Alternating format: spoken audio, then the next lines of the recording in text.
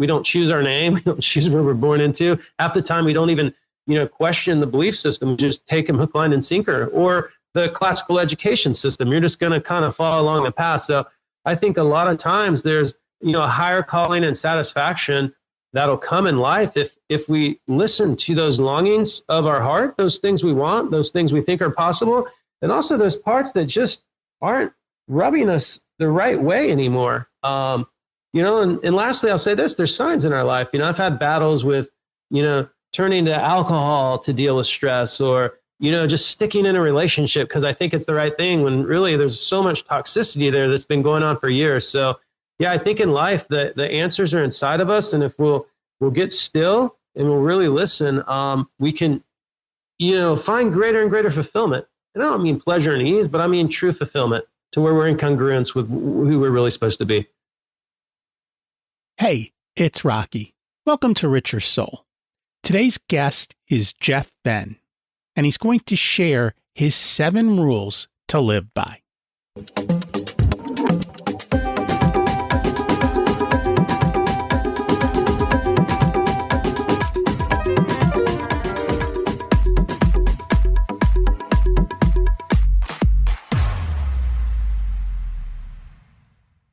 Imagine it's 12 months from now, and you've achieved your major life goals.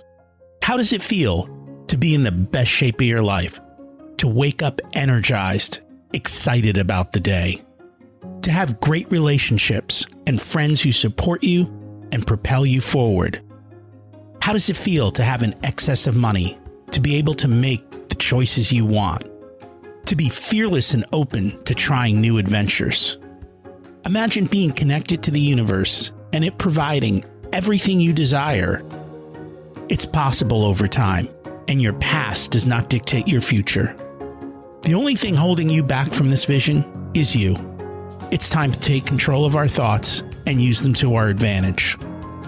Welcome to Richer Soul, where we achieve our dreams and bring balance to health, wealth, relationships, time, and spirituality. If you have not had a chance to listen to episodes 1 through 9, I encourage you to go back and listen to the framework behind Richer Soul and how to create the life of your dreams. You can also find all the show notes for this episode at richersoul.com. While you're there, you can sign up for a monthly email where I share the best articles I read this month, let you know about upcoming episodes, and share a little wisdom. You can also listen to coaching calls under the Coaching Calls tab. I also share the most interesting articles I read every week on Facebook at facebook.com/Richer Soul. And there's also a Facebook group where you can ask questions and interact with other listeners. Today's quote is from Kapil Gupta. We are slaves to ourselves, and we think that we are free. The greatest freedom that we have is the freedom to walk away from ourselves.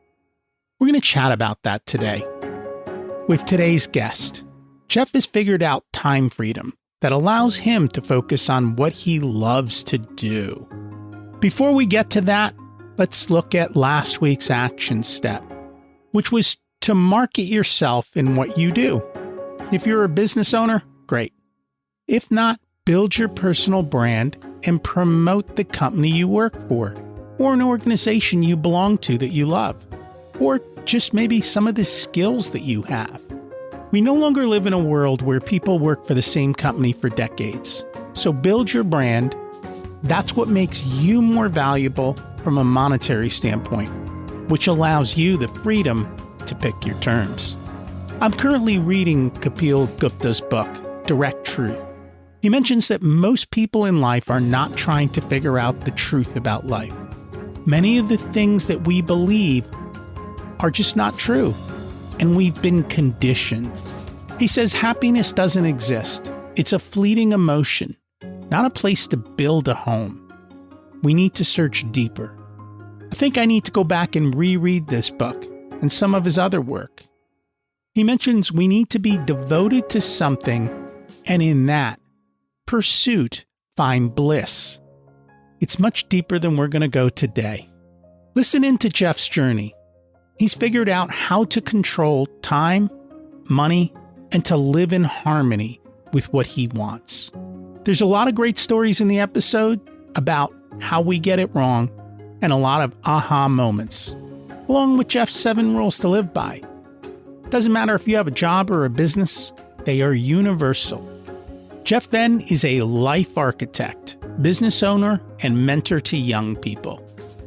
He says many people will tell you where to go, what to do, and how to live. But there's a higher path and calling inside of you that only you can unearth. It's time to stop living by other people's scripts and expectations for your life and have your own awakening.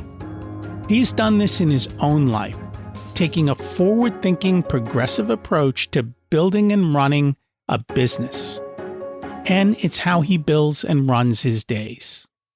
He's accomplished a lot, a few things on the outside. He's the founder of Create Studios, a digital marketing agency, founder of Converge, a community for young entrepreneurs. He's a former semi-pro surfer, professional musician, and he's fluent in Spanish. But what he's most proud of is his success on the inside. He's escaped the rat race. He's rich in things that matter most: control over his time, a fulfilling work-life balance, and the opportunity to inspire young entrepreneurs to dream bigger than they ever thought possible. Life is a giant wheel of progress, improvement, and learning. Let's meet my friend Jeff Venn and learn from him today. Welcome to Rich Your Soul, Jeff Venn. It's great to have you join us today. Good to connect with you again, Rocky. And I'm excited to learn more from you again today. So let's start at the beginning. What was it like when you were growing up, and how much did your family and school teach you about money?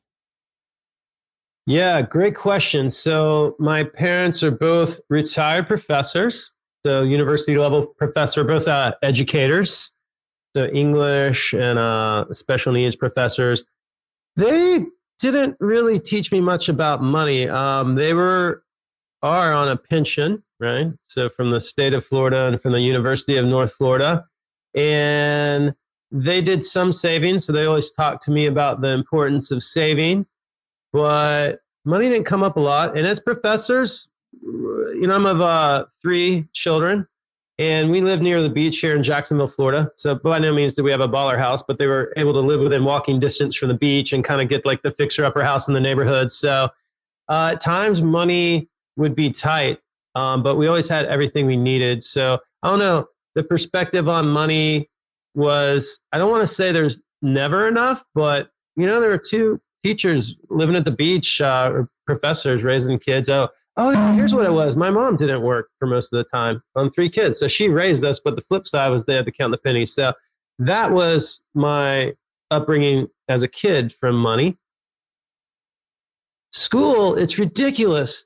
School doesn't teach you like basic life skills. Like seriously, like you don't learn anything about money, really anything about entrepreneurship. You don't learn about emotional skills at all. And I would say being able to treat someone well is so much more important than learning multiplication tables, although there's a place for both. And there definitely is a discipline and a rigor in learning the academic stuff. So it's really sad where school is, to be honest with you. And that's very true. I every so often rant about school, and they don't teach you the things that you truly need to know. They teach you a curriculum that has essentially not changed in over 140 years. And it was designed for a very different time, for a very different purpose. And, it's funny, I've been meeting a lot more people who are homeschooled and much older now, and people who are more classically trained. And you see a very different outlook on life in a very different way that they can kind of deal with life. And it's been quite interesting. I'm glad that we kind of changed our kids' path, and hopefully for my grandkids, we'll do something dramatically different. And hopefully by then schools will dramatically have changed. I think COVID is showing parents the reality of what goes on, and hopefully they will get a little bit smarter. What did you see with the homeschool kids difference versus the classical? Because I'm familiar with the classical, but haven't seen the homeschool. So classical and homeschool in my mind are very similar. It's just that the kid has the time to learn the subjects that they want in more depth that they find interesting, and they have the time to do it. That's the biggest problem. Right now, your kid's stuck in school all day, and then if they're in an after-school club or activity, they've got no time to learn what they want to learn. They've got no time to experience life and try things that are different, or to work on a talent and build it. So I think that's the biggest thing that homeschooling does, is it gives you time. You are no longer setting the pace at the level of the class. So, if you're in a classroom with 20 kids or 30 kids, they can only go at the pace of the slowest students. But if you're a quick learner, you can be done with everything they teach in an 8-hour school day in probably 2 hours, which gives you 6 hours to really go deep on what you love. Yeah, that's awesome. That makes sense. Staying on the school topic before we get out of it, the whole other one I think is going to change a lot. And I'm speaking to, parents who retired from being in the collegiate and university system is, the school debt thing's phenomenal, right? Kids go to school, and granted, perhaps still today, more opportunities open up, but at some point you leave with a ton of debt to get like a $40,000 or $50,000 job, and, you're trapped right out of the gate. So I hope too, because other countries do a lot better job at trades, right? Developing a trade and a certain skill set. So yeah, Rocky, the big problem I see though, and I don't really like talking about politics, so I don't want to get into that, but the bigger an organization is, the slower it moves, right? And so like you said, there's 150 years of history with the school system. So the bureaucracies just take a lot to change, because I wish the college, I have 4 kids, 9 to 16. I wish it would change quick enough by the time they get there. And I think they're right on the precipice of seeing the, 4-year degree is not so much the holy grail anymore, because it's not. No, it is not the holy grail at all. And we've had a couple of shows recently where we've talked about it. We had one of our guests was doing entrepreneurship on the side while he was going to college. And so he graduated with $90K in debt, and he paid it off in a year. Just crushed it out because of his entrepreneurial side businesses that he was doing. And then we had another one who, he did have debt, but he was also entrepreneurial on the side. So he was figuring out the cheapest ways to get through college, and he was hustling to make money and finding the lowest priced colleges so that he could find his way through, and he didn't get saddled with debt. And I think that's a big part of it. And that's why with my kids, I made sure that we talked about the value of college, and they're smart enough to say, we're going to make choices that are value-based of college, not just, hey, I want to go to this school because they've got a great basketball team. I deserve it. Write me a check, Daddy. For sure. Another thing, too, is I have a boutique digital marketing agency, which we'll get into. And when I hire people, I really look at their experience and their job performance, and then their attitude, because digital marketing, frankly, anyone can learn it. I mean, Rocky, you and I are doing it. You're doing it with your podcast and your website and stuff. So yeah, for me, a degree would help. But at the same time, I don't care. I'm looking at your attitude, your willingness to get stuff done, how you fit on our culture. And of course, if you have the skill set, but I don't know if having the skills is the easy part. The communication, other stuff's harder. I forget what I was reading the other day, but they basically said, if you go on YouTube and watch 5 videos on a subject, you probably know more than your teacher. Yeah. And if you think about it, with social media or with new technologies, the kids are going on YouTube. Even the adults are. If I need to go fix my mower, I go on YouTube, right? It shows me how to fix it. You can learn skills so quickly today. Yes. If you're willing to take the time and effort to go do it. And the schools can't keep up. Like, I'm always like, right now, it's hilarious that the big thing in colleges is entrepreneurship. I'm like, excuse me, you're paying $200,000 to learn entrepreneurship? Why don't you take your $200,000 and go start a business? Actually, do it with $20,000, because that's how a real entrepreneur will get it done. There you go. So we'll see. Do you think you would do that with your 16-year-old? Say, hey, instead of you spending all this money for school, here's 10 or 20 grand. Let's go build a business that you love. For sure. So I have 4 kids, right? 9 to 16. I'm after them finding their own path. And I also have this business, which my plan largely is to retire into. And I'm in my mid 40s. There's a lot of people around 30 working there. And then my kids are below that. So there's that opportunity as well. So I would totally support them on it. And I argue this, I love mentoring Gen Z and millennial entrepreneurs. Gen Z is hovering like 23 and below. Millennials, late 20s or 20s and 30s. But I would argue that you could show up kind of destitute, broke, and without too much skills at 30 and still make it in life. So I'm like, hey, you have your 20s. You don't have this big monthly nut to cover, right? At some point, you got a monthly nut. You got responsibilities. So you can certainly start hustles and take risks and stuff, but they have some serious gravity. So I'm all about that.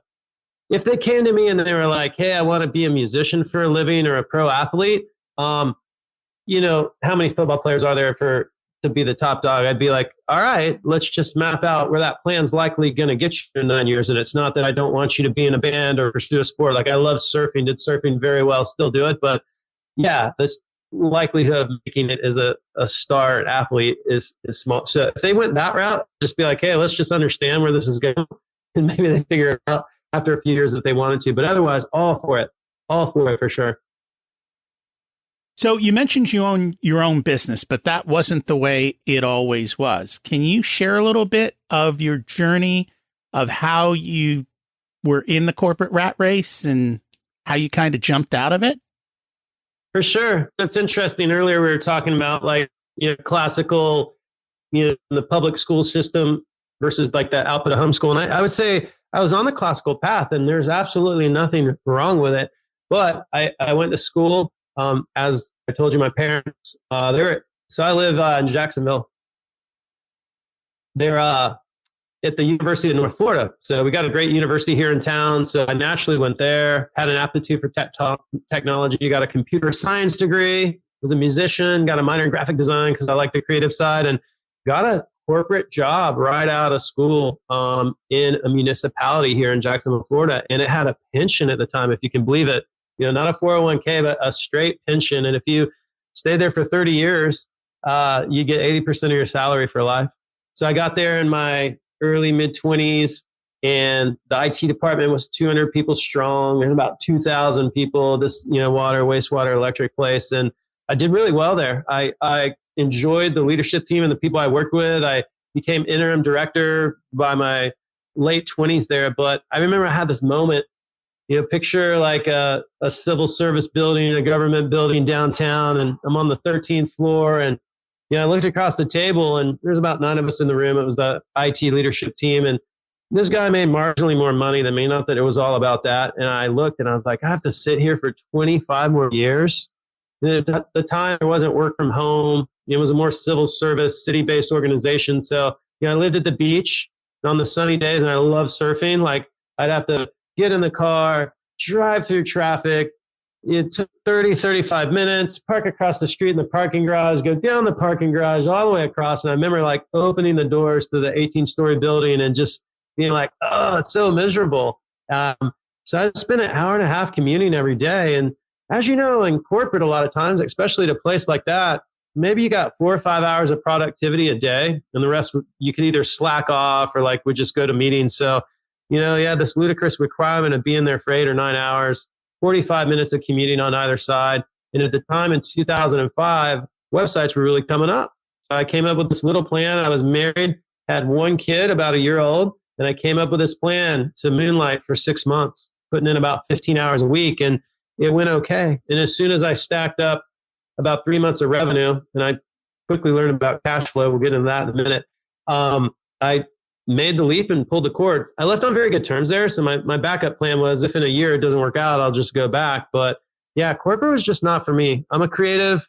And so even though, you know, if I stayed there in my early 50s, I could have rode the golden parachute out, 80% of salary for life, if I lived that long. And they almost got bought out, by the way, which would have totally changed the pensions as I'm midstream through this. So that was kind of the story. Yeah, I thought I'd give it a go. I wanted autonomy. I wanted control of my time. And I absolutely got that through trial, tribulation, and some joys and victories. So just out of curiosity, because you said you left in 2005, a couple of years later, we hit a major recession. How was that for you? So when I went out on my own, I'm like a lot of entrepreneurs, and you've probably read the book E-Myth, or people are familiar with the book E-Myth. I actually did their coaching for a while. It was pretty good, but I wore all the hats. So in 2008, I kind of lucked out. I had one person who was kind of full-time-ish, and I had some coders overseas because, right, I was building websites. And honestly, I barely took a dent. It so happened that my main US-based employee, wanted to move in a different direction. So I actually went through 2008 unscathed. At the time of this recording, February 2021, the pandemic has hit us a bit, and I'm going through that right now. It didn't hit us until like November, December, but that's another story. But 2008, it went okay, probably because of my size. When you only have a couple people, or you have like contractors and say one full-time person, overhead can be pretty low. So it's a lot of hand to mouth. And that's true. Plus, you were in a kind of an up and coming field in the sense that websites were a growing area. So it's right place, right time always works. That is wonderful. You keep mentioning some lessons around cash flow. Would you like to share those? Oh, gosh, it was terrible. So I'm a creative, right? Musician, graphic designer. I enjoy doing sales and things like that. But first of all, projects never finish on time, right? So I'd have these beautiful 90-day plans. And two, when I went out on my own, let's just say I needed at the time $5,000 to live. So, when I sold a website for $3,000 or $7,000, I was so grateful. And selling, say, a $7,000 website and 2-3 grand websites, if most of the money went in my pocket, let's just say 70% of it, I could actually, forget my salary or take it to myself. Yeah, I'd be doing pretty good. So I didn't have strict contracts at the time. And I don't mean a 15-page thing, but milestone payments would be unclear, or I'd want to finish a lot of work and show a lot of value because it kept me motivated. And, I wouldn't bill people consistently or on time. So trust me, I billed ultimately. I collected the money, but yeah, I was kind of haphazard with it. I almost felt guilty for asking for it sometimes. Didn't have it done by phase. And when you do everything, you get in this weird, debt to people. You're so happy to get them, and it's real personal. And, in my very late 20s and sold it. So yeah, I would kind of ebbs and flows in cash. Ultimately, I would always collect on it, but I'd let that junk stack up. Or, time kills all deals. If someone's not paying an invoice or they start making promises, you got to stay on them like a hawk. Because if you give them a week off and then I take 3 days off from contacting them, all of a sudden that bill becomes not that important. So in wrapping that up, to summarize it, A, not a clear billing structure. B, didn't, follow up when I said. So if I asked for 2 payments at the end, the customer's like, well, why are you asking for 2? We'll do that. But you're hitting me all at once in September when I should have billed in August and once in September. So all those super basic lessons I just didn't take action on. But through pain, I finally did, because, I'd get in a hole or see cash flow really start to thin out. And that's when I'd be like, all right, I got to invoice these people. So I'd push some a little earlier and catch up ones I probably could have billed the week before. I was never good at that part. I'm good at understanding money, but the invoicing and collecting was never good at it. It's the part of the business that everybody hates, is doing the invoice and doing the collections. And that's just the reality of it. We don't talk about it mainly because nobody enjoys that part of it at all. But it's part of life, and you've got to create systems and just implement them and have them go and work. So let's shift gears a little bit. On your website, I read this sentence, and I think I really enjoyed it, and I'd like to dig into it. You say that many people will tell you where to go, what to do, and how to live, but there's a higher path and calling inside of you that only you can unearth. It's time to stop living by other people's scripts and expectations for your life and have your own awakening. I would just love to hear you kind of expound on that. And, if you had an awakening, I'd love to hear about it. Yeah. So I think there's many awakenings in life. You can have intra-day awakenings. I mean, they're probably not going to be of like huge consequence. You can have major life changes, but an awakening would be like figuring out corporate wasn't for me. I mean, I could have stayed there and done the right thing, and it probably would have worked out in some way, shape, or form, but I actually got that itch and that scratch enough to where like I took action on it. And because I did that, it greatly changed the trajectory and satisfaction of my life. I had a huge thing where I was raised in a very religious family, and that belief system served me for such a long time. I was married and had kids under that belief system. And at some point, I got really sick in the hospital back in 2012. And I had never questioned that belief system. I was starting to. So, like, that was a huge part where I'm like, do I really believe this? Or is this kind of just like, I was born into it, right? Just like we don't choose our name, we don't choose where we're born into. Half the time, we don't even, question the belief system. We just take them hook, line, and sinker. Or the classical education system. You're just going to kind of follow along the path. So I think a lot of times there's, a higher calling and satisfaction that'll come in life if we listen to those longings of our heart, those things we want, those things we think are possible, and also those parts that just aren't rubbing us the right way anymore. And lastly, I'll say this, there's signs in our life. I've had battles with, turning to alcohol to deal with stress, or just sticking in a relationship because I think it's the right thing when really there's so much toxicity there that's been going on for years. So yeah, I think in life the answers are inside of us. And if we'll get still and we'll really listen, we can, find greater and greater fulfillment. And I don't mean pleasure and ease, but I mean true fulfillment to where we're in congruence with who we're really supposed to be. I find a lot of people have never examined what they want. They've never taken the journey to go inside and figure it out. And as you say, be the architect of your life. They don't even start building. And this comes back to school, right? Where we started off. They don't teach you how to figure out who you want to be in school. They kind of put labels on you and they set you on tracks instead of actually having the deeper conversations about what you truly want and how that looks over time. Yeah, I would say life, if we don't, consciously think about because a lot of things may serve us, right? But if we don't consciously think about it, we'll land right in the middle, right? We'll end up, watching the same Netflix shows, kind of believing in faith or not the same way our parents did, kind of just fitting right where we landed, which many times that's okay. I love where I live. I'm so grateful for it right off the beach. But some stuff I really unpacked, like I became an entrepreneur. On the side, I became a really good musician, did that pretty much professionally on the side, didn't take the money from it, but, in church was able to lead worship and play. For fun, I learned Spanish when I was 19. I just took 4 classes and then ended up going to a bilingual church. So these are all things I explored that were way off the beaten path. I was in Jacksonville, Florida, learned fluent Spanish within 2 years and only hung out with this Hispanic Latino culture and had a blast and basically created my own 4-year immersion. So those are priceless experiences. I still speak fluent Spanish today, still love surfing.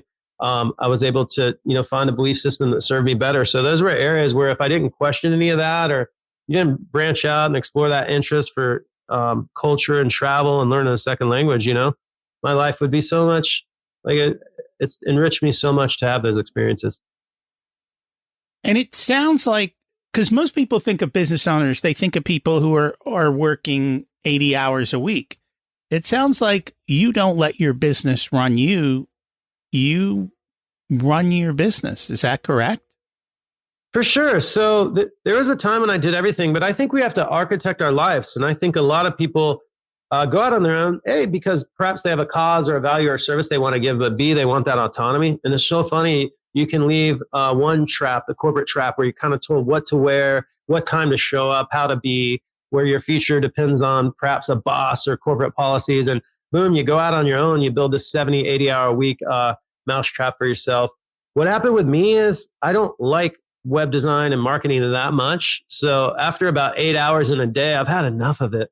I've made a living off of it. I still do, but I was able to do it in 40 hours a week or less. And I found that my sweet spot was a good 6 hours a day, right? 6-7 hours. So when I was doing all the roles, 34, 38 hours was a good amount to work. Then it got down into the 20s. And as of last year, at the moment, it's not like that, but I was able to get all the work done in 8 hours a week, right? I don't do any of the projects, got the sales off my plate, had a good leadership team, and that was very satisfying. So yeah, I've slowly fired myself from things I wasn't good at, or things I burn out on and mastered because someone else wants to do them. The people on my team love websites a lot more than I do if I was stuck managing one today. And that's kind of funny because here we are talking intentionality and you're in a business that you don't necessarily totally love. It's not that per se. It's just that I built website projects for so long. It was time for someone else on my team to experience that excitement to take over that role. So now I'm in a leadership role and like those are new skills, or I'm really enjoying marketing, right? Generating leads for our business, right? Cracking that nut. So I've been able to kind of get myself out of the parts that I burned out on. Because once you do something for a long time, I don't know about you, I kind of get over it. I've mastered it. I'm ready to move on in some cases. And being the business owner, you can do that. If you love sales, stay in it. If after a while, I just got like sick of sales because it was like the same thing over and over, then there's someone that eagerly wants to do it. So hand it to them, let them grow and have that benefit from the leadership of it. So one of the things that I noticed that you talk about is with regards to choices. People think that everything is a trade-off. You can have A or you can have B, but you say that you can have both. For sure. So there's this misnomer. And if you want to work 80 hours a week or you're just starting out and you want to grind like that, then all the means go for it. But I'm here 16 years in and never worked more than 40 hours a week. I mean, was there times when I worked more? Barely. Sure. But so you can run a successful business and not have to like be just a slave to it. I think a lot of times, like, yeah, you got to make a lot of money, you got to work hard. Not true. You got to work smart, right? Steve Jobs and me had the same amount of time in the day, but look at his output versus mine, right? He worked pretty smart. So I think a lot of times, yeah, people are like, I got to do this or that. And really you can have both. And I think that's a money script that shows up in childhood, right? You're told, oh, if you want to make money, you have to work hard. And then you self-fulfill it.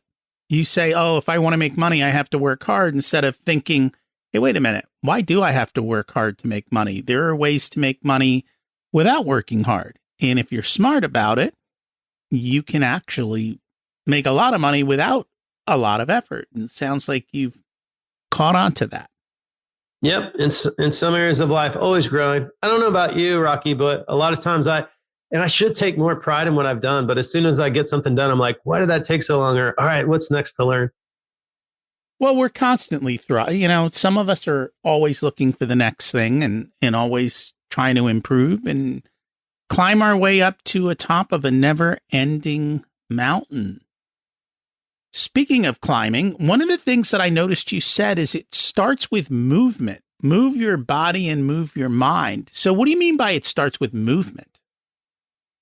Yeah, so, and this is going to sound cliche, but ideas are great, or wanting to like learn something, like, I don't know, learn guitar or pick up a hobby on the side, or for me, learn another language. Like, it's really romantic to think about the idea, like, the author who never publishes the book, right? So at some point, we need to take a baby step towards that vision. So it's almost like that's the whole awakening thing, right? We have these things filter through us and we're like, oh, that's a good idea, or I should do that. And these themes will come up in life, right? We'll hear it from a friend. We'll stumble on, I don't know, writing one day and get excited about writing a book. Use an example everybody can relate to, but we never take action on it. So I think that key moment is, when we have these inspirations and life is pulling us in another direction, we got to move towards that. And just even taking a baby step or getting that hamster wheel moving in that inertia pays off so much. So that's what I mean by mentally. Physically, yeah, movement brings life, movement brings energy. And I think there's always an opportunity to take care of our bodies and get out there and have a more balanced life, right? Not live so sedentary in front of a desk. Those are the two aspects of that I live by. And I tell people it's a lot harder to go from 0 to 1 than from 1 to 100. I think that is the hardest step, is to get moving. Once you get moving, you might not even be going in the right direction, but once you're moving, you can at least start to pivot, try, and at the beginning, you really don't have a lot. You shouldn't make a lot of investment, and you test things out and see what works and start having conversations and see where it gets you. It's getting moving that seems to be the more difficult part. And then what happens? People, okay, so I'll give you one right now that's going on. So in our agency, I've wanted to do a podcast for years. I would say 3 or 4 years. I had an attempt a couple of years ago, didn't work out, but we finally launched our podcast. I've been guesting on them for about 4 months now. That's gone well, but that was one of those things where I had the awakening to do it. And, timing comes into play, but I just never took action. That 0 to 1 step was so hard. But now that we've kind of broken the ice on that, look, I'm on your show now and enjoying it. Hopefully in the coming weeks, you'll guest on our show as we work out the kinks and get the first episodes done, of which we've done 2. So yeah, that 0 to 1 is the hardest. But guess what? If you stick at it a little bit, right, it's kind of like saving the money. Over time, it compounds and you get experience and you course correct. And all of a sudden you have a body of work. And to me, the podcast is a little awakening. I wouldn't call a podcast an awakening, but that's something that's been in my heart, on my mind for so long. And we're doing it now. So yeah, I feel like if we don't take action on those things and don't cross that 0 to 1, I love how you said it, then we're going to miss the boat. We're going to kind of writhe in dissatisfaction for a little while until we take that action.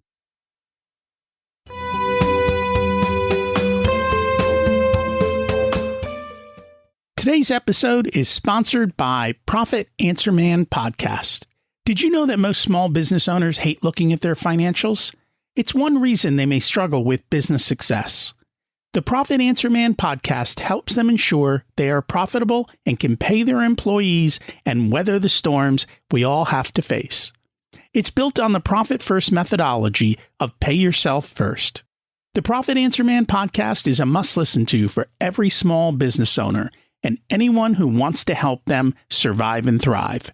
Check it out on your favorite listening platform.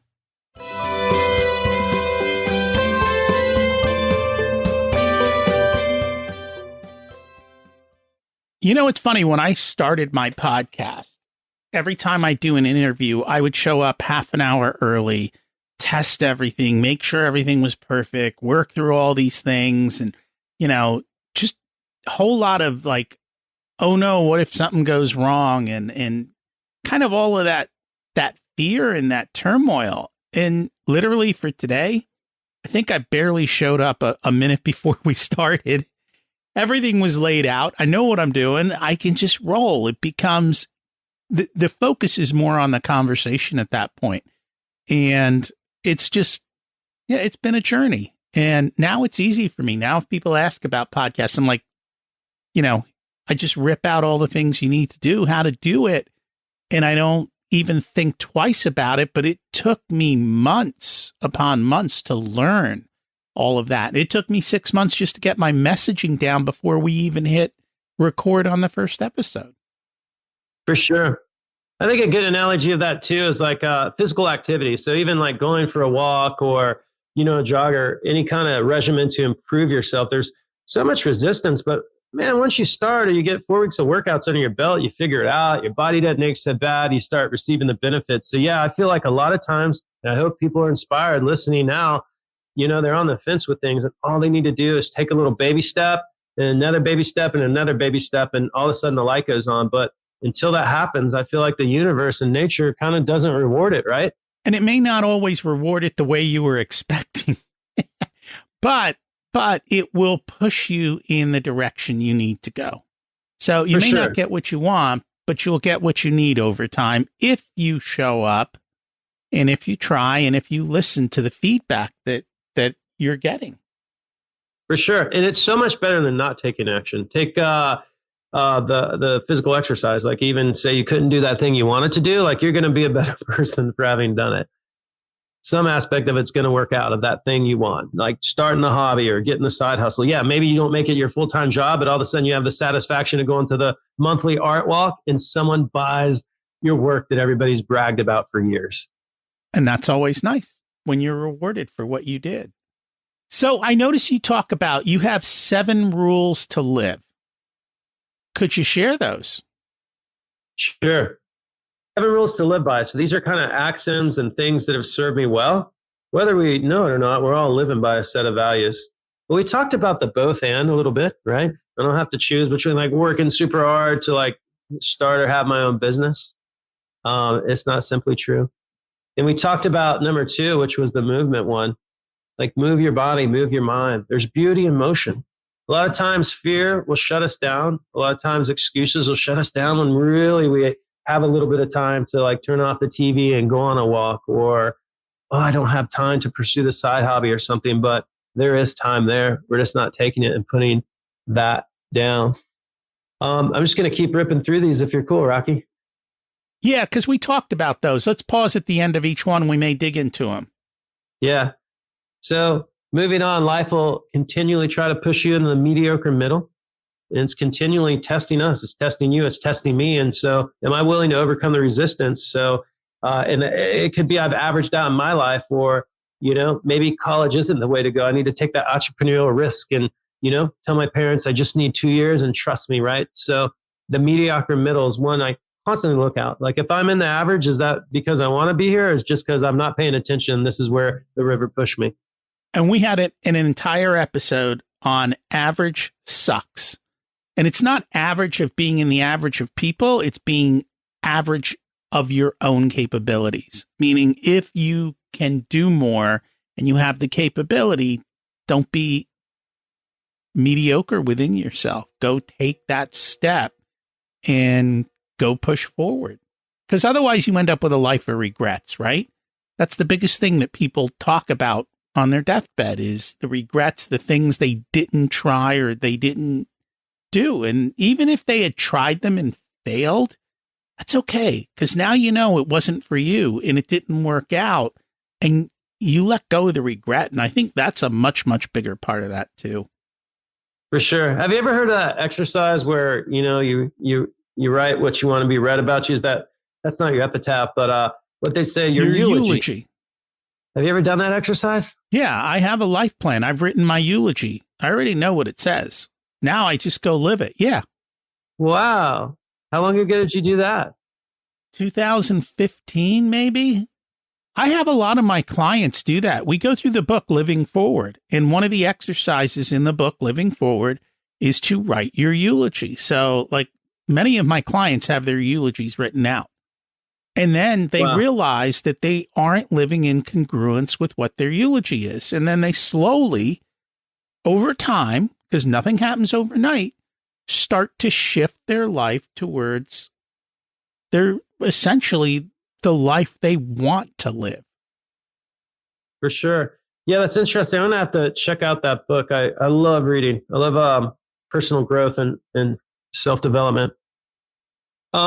Yeah, and that goes back to challenging the scripts, right? The scripts that we've told ourselves, the self-fulfilling prophecy of, oh yeah, you got to work hard to own a business or whatever those things are. I feel like things are made up. For example, where did Black Friday come from? I don't like to celebrate Black Friday because it's ironic that the day after, like the day we give thanks as a nation, we go into this gluttonous spending. So now on Black Friday, I don't even participate in it. Half the stuff I don't need, and there's always a deal out there. So that's one thing. Two, I stopped looking at the news in 2018. In the fall of 2018, I found myself in December just with a lot of time off, just checking in on various news sites. And not because I was obsessed with it, I was just bored. And I realized the information was so negative. So I'll research things that interest me, or, there's certain like journals and trade publications I'll read. But that's another one where, just getting fed those scripts, that information and that fear is no good. So I'm big into that one. Like challenge those scripts, challenge those rules, challenge those things you're told to do. I think Black Friday was the day that retailers finally went into the black, meaning they were no longer in the red with their profits for the year, because a lot of the sales occur at Christmas time. And I don't think people realize how much commercialism has created the Christmas narrative we all know. So the image of Santa Claus, most of that was developed, I think, or popularized by Coca-Cola. They were the ones that used that image. Rudolph the Red-Nosed Reindeer is copy created by Montgomery Ward. All of these things that we think were cultural were actually created by companies. De Beers, the diamond company, is the one that said, you have to spend 2 times your income and diamonds are forever. Like, they're the ones who created that. If you go back and you look at marketing and what has happened in the last century, it's quite intriguing to understand how we've been sold to and manipulated, and through psychological tricks over the past 100+ years. And for sure. So the answer isn't, let's do away with all these scripts and cancel things, but maybe be more intentional, right? So I just choose not to buy a bunch of crap on Black Friday or Cyber Monday. Or 2, what if at Christmas we didn't do this giant money swap? Because it's like, oh, you have a $50 budget for a gift, get me one, right? Once again, for stuff, I don't need this pile of gifts and Thanksgiving. So maybe we use the time off to break bread together, get one thoughtful gift that's handmade, or write each other letters. So when I say challenge things, that's what I mean. There's right. We just don't pay attention. Makes total sense to me. Yep. What was the next rule?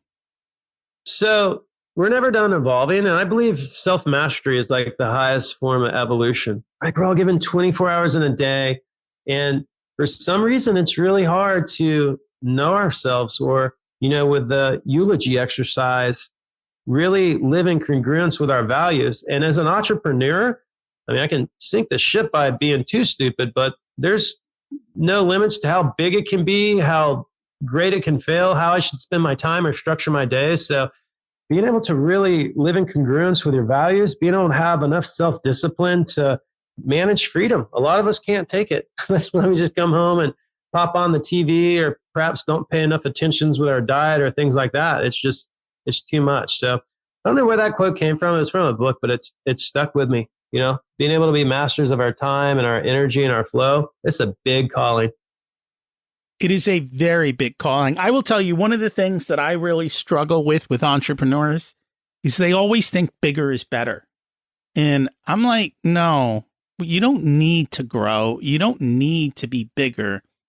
It's more about, do you have enough resources that allow you to have time freedom to be able to go do what you want? Because just growing the business bigger doesn't always necessarily make things better. It creates more and more headaches that you've kind of got to deal with. For sure. I want to vamp on that one, because I'm part of this training program, Commit Action. And it's pretty cool. It's basically just an accountability system developed by a psychologist for entrepreneurs, and it's very affordable. I've done a lot of coaching, but committaction.com. And he basically said, people get in the room with their yearly planning. They're like, I want to double my business. And he asked, he's like, if you doubled your business right now or within this short time frame of a year, he's like, what would you look like? He's like, how many people would you need to hire? How many systems and processes would break? And in a lot of us, if we doubled our business, we would just drown right now, right? I have to onboard every system, be tested. It's not possible. So I love that you said that. A lot of times we'll get really lopsided on this idea of growth, or chasing these shiny objects to the detriment of our hobbies, our health, our relationships. So, architecting our lives, right? Looking at my life as a wheel with all these components of spirituality, self-growth, family, and all those things is a much better way to do it. And entrepreneurs, particularly have that thing of going really hard after something. And you find that when you climb to the top of where you're going, it may not be where you wanted to land or as satisfying as you thought it would be. And you got some wreckage to clear out along the way. And the same thing is true for people who have jobs. They do the same thing. They try to go up the corporate ladder or wherever they are and take on more and more and more. And very early on in my working life, I was like, wait a minute, you want me to work 50% harder for 20% more?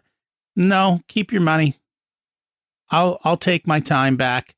And I think it was a much better choice, and I'm happy I made it, because you get to make those choices. It's be careful what you wish for, because it may not be what you think it is. And is that another example where we really didn't get in touch and question that, you're not successful unless you're growing by X percentage every year, or your business looks like this, or your car looks like this, right? Those are things that a lot of times we buy, and ultimately they're not satisfying. I had this huge epiphany with, beachfront houses. I grew up in this neighborhood. It's really affluent now, but in this part of Jacksonville Beach. And I used to jog on the beach. And of course, who wouldn't want a house on the beach? And, I was 18, 19, 20, and I'd be like, oh, I wonder what these people do to get that. And I always felt bad for a while in my 20s that I didn't have a house on the beach or a plan to get a house on the beach, or it looked so unattainable. And then one day I woke up because I got into some decent houses. They weren't on the beach. Most people aren't going to do that. And there's a whole, upkeep around that that's insane. But I realized that if living on the beach was the answer, all the beachfront owners in the world would be like the happiest people, right? Because they're the ones that get to see these sunset or these beautiful vistas, or in the case here, dolphins going by. And that's not true. They have the same amount of problems, the same amount of divorces. And, life satisfaction is not, built around things per se. We need things. We need a roof on our head. Perhaps I'm really into guitar and I do want a nicer guitar. But for a while, I relentlessly thought until I have a car like this, or until my house has this many bedrooms because others don't, like, I wasn't going to be satisfied. And at some point, I really got freed of that and realized it was a misnomer. And realizing that if a big house made you happy, then a lot of people in my neighborhood should be blissfully happy. And they're not necessarily, not any more than, the neighborhood around the corner. The cost to get the house is what the issue is. And I don't mean monetary, I mean time and effort. If you want to buy that fancy house, you've got to go do something that generates tremendous value. And unfortunately, for a lot of people who've got those beach houses, they're not there. Like if you go to the beach and you walk down, the beach during the day, how many of those owners are sitting out and enjoying the beach? Hardly any. They're all That's empty. so funny. Yeah, that's so funny, Rocky. You've said that. I've lived at the same place since I was 6 years old, and I still to this day jog on the beach. I was surfing the beach yesterday. I've always been in walking distance. There's a certain time when it's sunset or when it's dark that I've been running and you can see inside the houses because the lights are on. And I've seen these houses, same houses for decades. I know which ones have come up and gone down. And sure enough, you're totally right. Like to see like a light on, or not in all of them. I don't want to picture like a ghost town, but yeah, a lot of times people were not there or not enjoying the very thing that I was like longing for, which is that beautiful backyard or that veranda or that pool. I could count these houses like I would never see anybody ever in the pool. Because I knew I would jog by their stairs like every day or different times, or where it's I check the surf. Like I literally go to those beach accesses 2 to 3 days in a row, and I knew. So yeah, that's the fallacy, all that. But go back to my headspace in the 20s and some of my 30s, I thought like that was the answer. Like that's where I was going to be happy. And those people were happier than me. But you already had the beach. Here you are living on the beach every day. Yeah, I've calmed down. Yeah, on that. Go ahead. Well, we forget what we have. You already had the beach, right? Because you were there beach more every than day. they did. Yeah, because I surf, I jog on the beach, and I take my family and I go down there for sunset. I mean, not all at once and all on the same day, but literally that many times. Yeah, like multiple times a day. So yeah, so those are good epiphanies. So like that's an example. We're talking about having awakenings. Like that relieved a lot of stress and pressure off me. And then I realized that applies to other areas too. And Rocky, you nailed it. And this is making me have a very grateful moment. Like if we just like look at what we have, right, and just slow down a little bit. And I get so focused on the big picture of what's next. Sometimes I forget all the little moments intraday. And, in wrapping that thought up, I always wanted a fast forward button sometimes for those crappy days at work. I'd fast forward this, or that family function I didn't want to go to, I'd fast forward that. But I woke up one day, I was like, I'm so glad I don't have a fast forward button because I just fast forwarded through my whole life, right? I didn't even watch the movie. So, going with that wanting the house on the beach thing or the shiny things or, not enjoying certain parts of life, that's not how it works. And maybe I don't know what you've experienced. A lot of that's just the longer you live on earth, I think you see those things. But yeah, they're powerful lessons. When I was young, I will be happy when. And I've learned if you're not happy on the journey, you will not be happy when. Isn't that so true? Enjoy it and go for it. Did we cover all the steps or are there any left? Let's see. I think we talked about life architecture a lot. This is a powerful one. So a lot of times, and I struggle with this even today, like I think the past is going to predict the future. And because it went this way every time, it's got to go this way every time. But I've learned through coaches and mentors that the past exists to inform the future. And it doesn't necessarily predict it.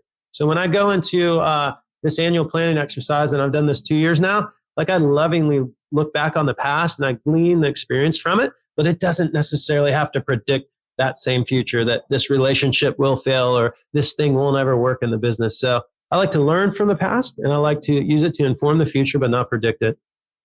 And that makes sense.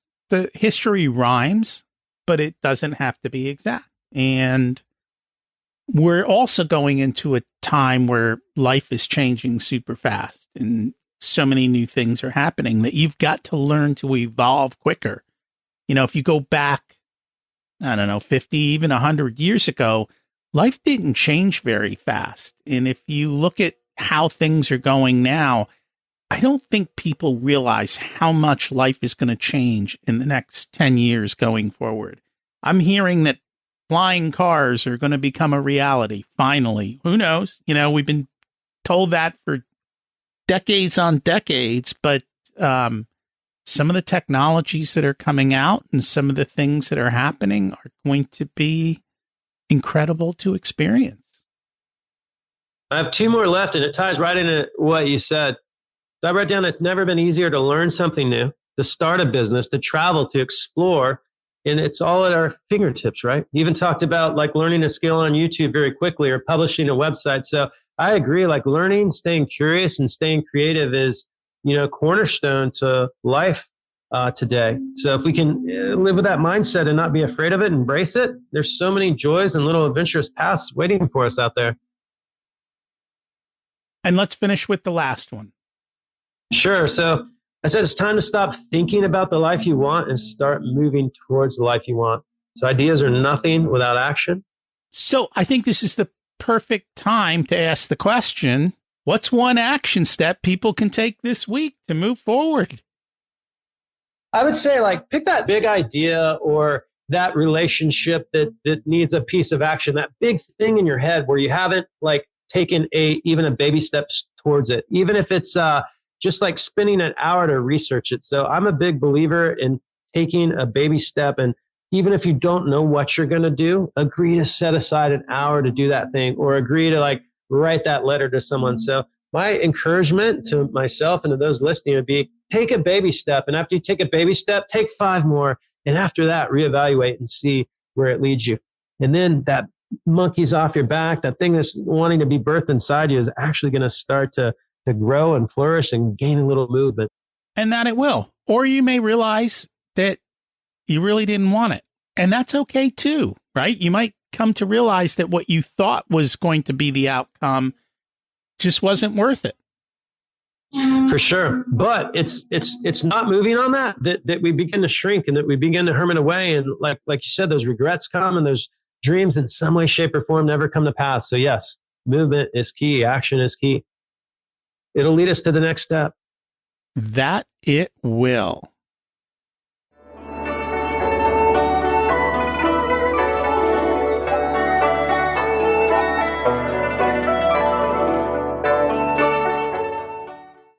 It's time to learn the secrets of life.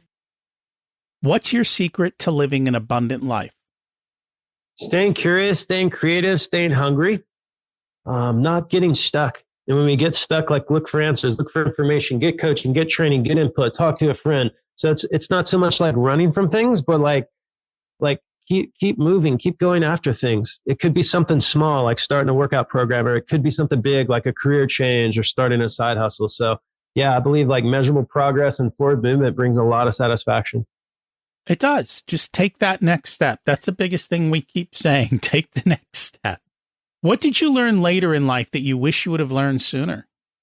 I'm actually learning this one now. Emotions and feelings will pass. So sometimes things don't change quick enough, or I'm really discouraged on something. I'm having to work at it for a while, like changing something in the business or changing something about my character, right? Right now this year, my theme has been working on being less reactive, right? Well, I've been reactive for decades, not all the time in every situation, but I realized how I could be calmer and how I could take a moment to process. So learning to be a little more patient, to let the rain come, to let a little sadness come in, to let a little discouragement fall, because without that, there's no sun on the other side. And, we all know that. We know that without the daytime, there would be no concept of or nighttime, there'd be no concept of daytime or sunrise or sunset. But to actually really believe that and live that out is something that's brought a little more meaning and color palette to my life. And that is so true. You can't experience happiness without sadness. Everything has those two sides, and every part of life is. And you have to accept that and figure out the balance and how to manage the one versus the other. If you were to give an 18-year-old one specific piece of wisdom, what would it be? An 18-year-old, one specific piece of wisdom. Yeah, I would tell them to think ahead a little bit. So I'd say, hey, go hard after your fun stuff, your hobbies, chasing members, like partners of the same sex or other sex, whatever your orientation is. But yeah, sink your teeth into, building up some skills, right? If you're a musician, stick with that. If you have a passion with technology, figure out how to use that to like add value or make a living. So kind of grab on some of those big arcs, because over time we really do build a body of work. And when we're young and innocent and eager, we can really put down some solid building blocks. So yeah, I would say pursue the pleasure and fun, but also figure out kind of what you're good at. Figure out where your life could be in 3 or 5 or 10 years, and, seek out a little job, seek out a mentor, seek out help, and go after it. And that's true. The one thing you have on your side is youth, and the one thing that youth allows you is the power to compound. Money compounds, skill compounds, everything compounds. And I think too often we waste our youth and we don't allow it to compound. Yeah, and that's a situation. Remember I said you don't have to do this or that. Yeah, still have your fun, still be wild, still stay up late and be crazy because you can. But also, go after something, start going after substantial things. You can have both. That you can. If people would like to learn more about you and find you and see your work, what is the best way for them to do that? Sure. The best way is to go to my personal website, which is jeffvenn.com. So that's JEFFVENN.com. And from there, you can learn more about our digital agency or the mentoring I do through this thing called Converge for young entrepreneurs. And I will put the website in the show notes along with the rest of yours, so it makes it easy for people to find you. Thank you so much for joining us today. Rocky, glad to be here. It was a pleasure. Have you written your eulogy? Do you live in harmony? It's a constant theme. And once again, you see it from a different angle with a different backstory. It's always possible, but as Jeff said, you have to start. So what's holding you back? Everyone should have a defined set of rules they want to live by. Write them down and refer to them when big decisions come up. It makes it so much easier to make a choice. Unfortunately, most people are living by someone else's rules, and then they wonder why they aren't happy. This week's action step was to take a baby step in a new area of life. Then take another and see if it's worth pursuing. Have you experienced stillness in your life? Unplugging for a few days to enjoy? I find it refreshing, and especially when you can get back to nature and just think. It really helps you to get the clarity to answer those bigger questions.